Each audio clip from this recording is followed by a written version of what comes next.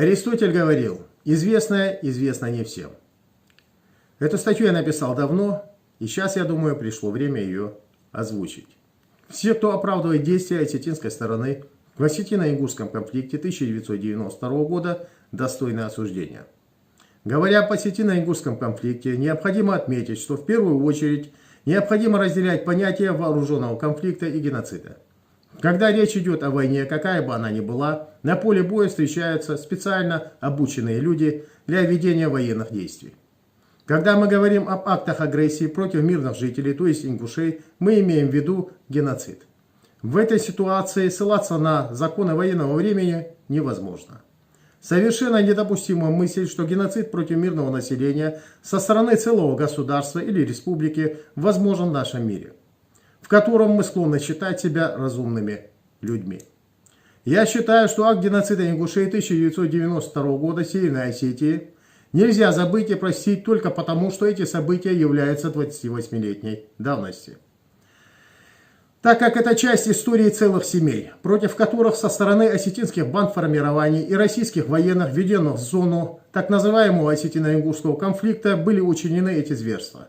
Против людей, которые тогда просто хотели жить, а сейчас не могут вернуться в свои разграбленные и полуразрушенные дома. Согласен, что в истории достаточно примеров кровавой расправы над мирными жителями.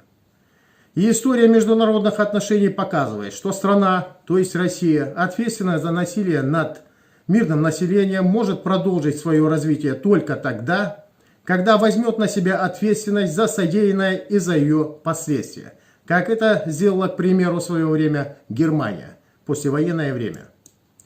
В ином случае страна, погрязнув во лжи, все свои усилия направляет на то, чтобы поддержать свой фейковый имидж на международной политической арене и в глазах своего же населения.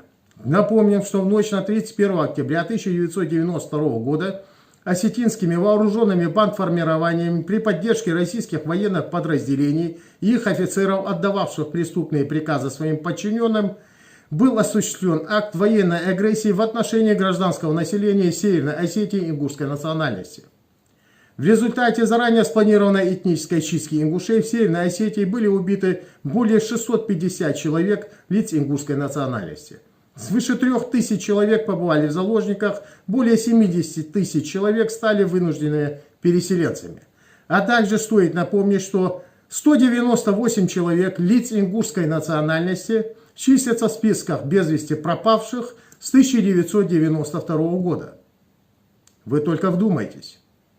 Судьба которых остается неизвестной из-за нежелания осетинского руководства де юре обнаружить на территории Северной Осетии места бессудных казней и массовых захоронений.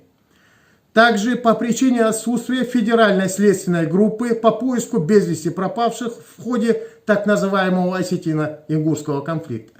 198 человек лиц ингушской национальности до сих пор находятся в списках без вести пропавших. До сих пор эти люди не найдены.